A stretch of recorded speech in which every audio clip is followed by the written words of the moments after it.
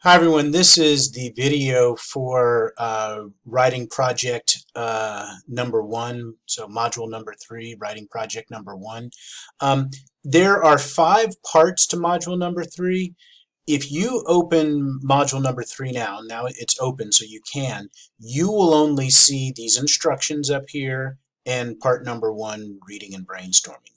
You will not see these other parts. You can see that they say item is hidden from students, so this is my view, and in my view I can see things that you can't. These other parts will come online later, so the outline, I'm going to be posting that part tomorrow morning. The outline isn't due until Monday at 7 p.m. So you have plenty of time to get to work on that. And again, I'll get it posted by tomorrow morning. So if you get through this first part of the of module 3, you'll have plenty of time to get to work on module number 2. So module number 2, again, not due until 7 p.m. on Monday. So plenty of time to work on that. And so as these, and I'll get you a new schedule tomorrow as well.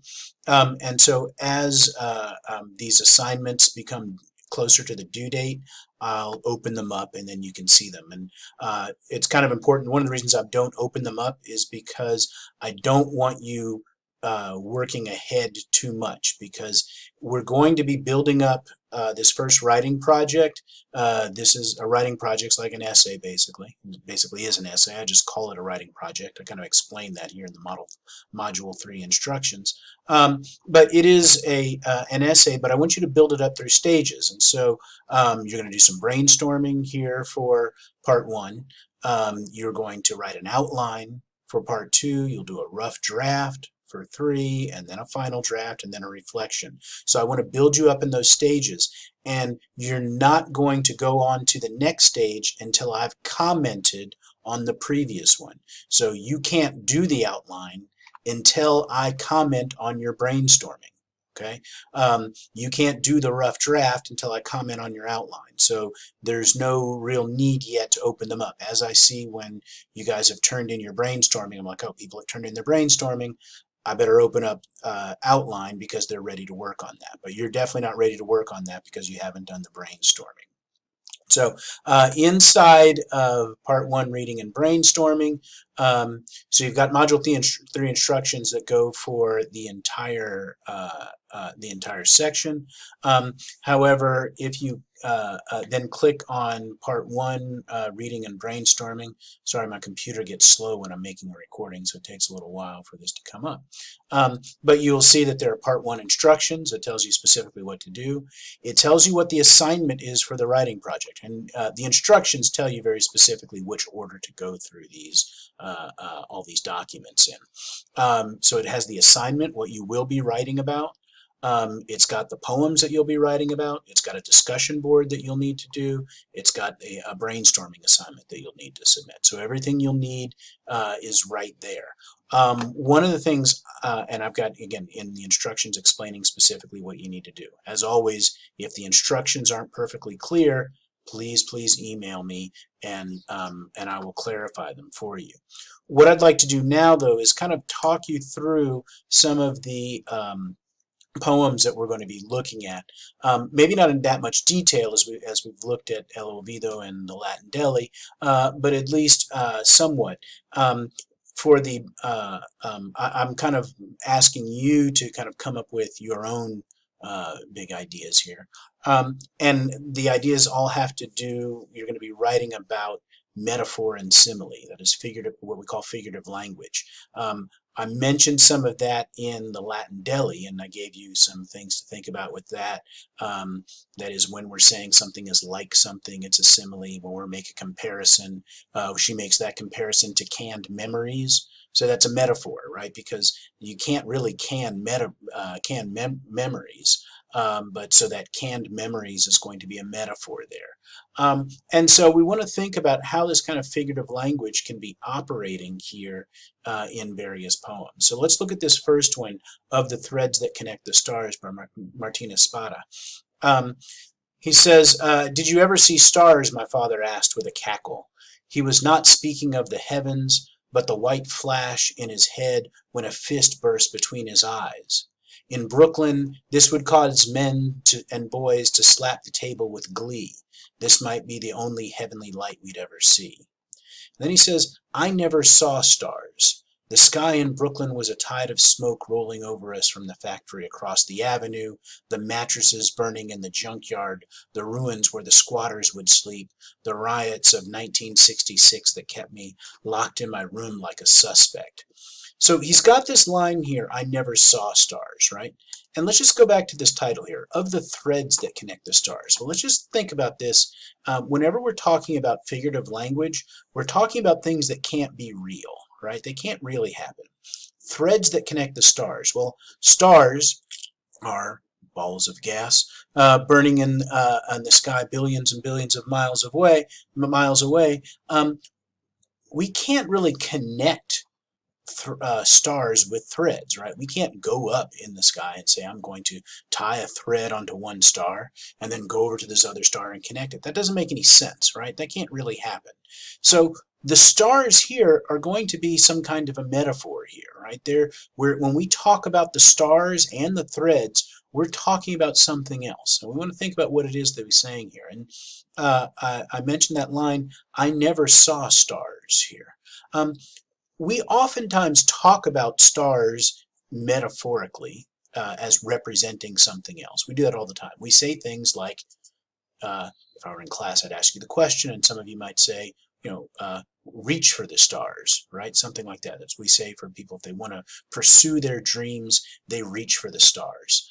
And we might think about how Espada might be doing some of the same kind of things here. I never saw stars. Is that about him maybe not reaching his dreams or something?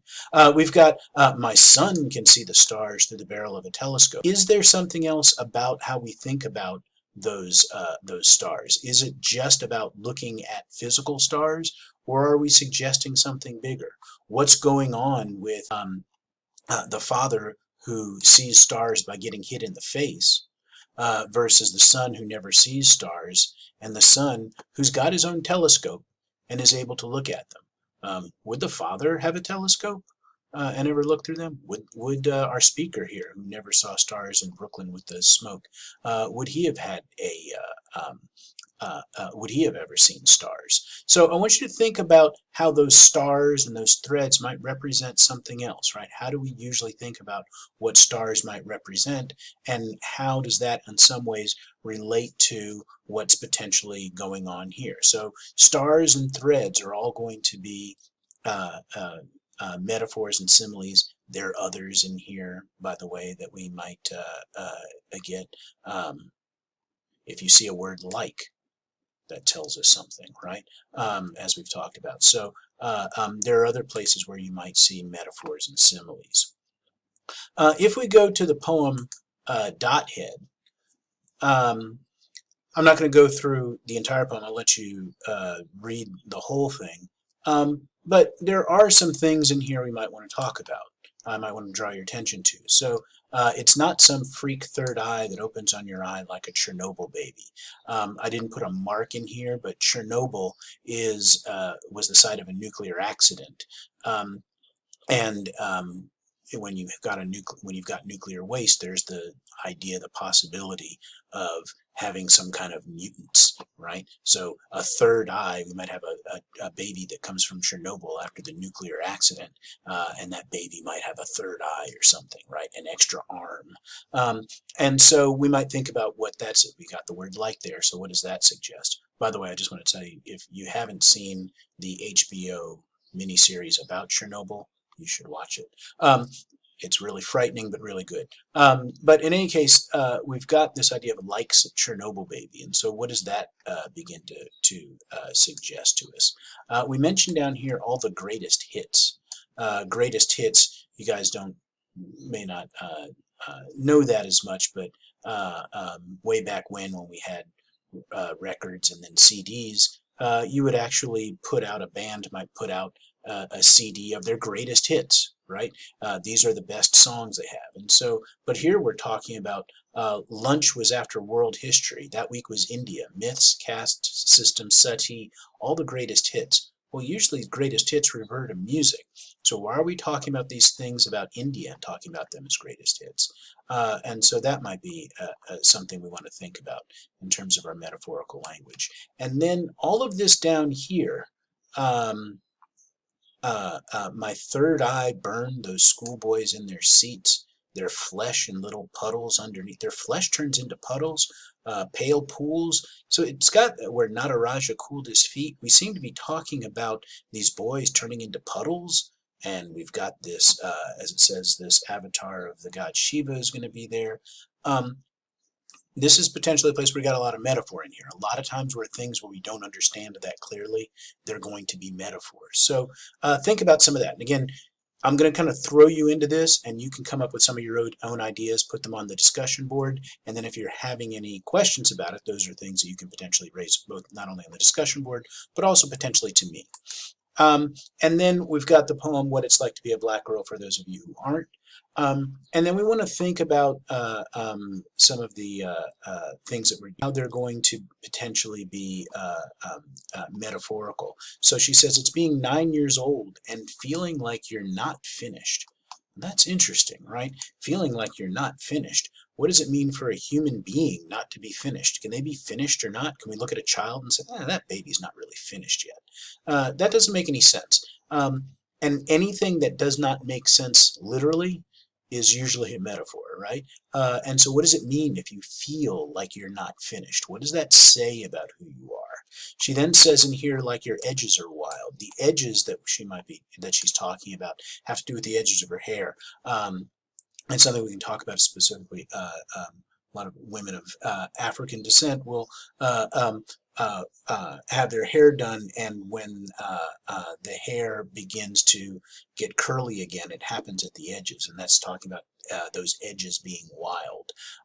And so it's feeling like your edges are wild. So she might feel like her hair is like that, but what does that say about how she feels internally? That might suggest something to us, right? We've got something, things like she says, it's finding a disturbance in your chest. She says it's finding a space between your legs and a disturbance between your chest.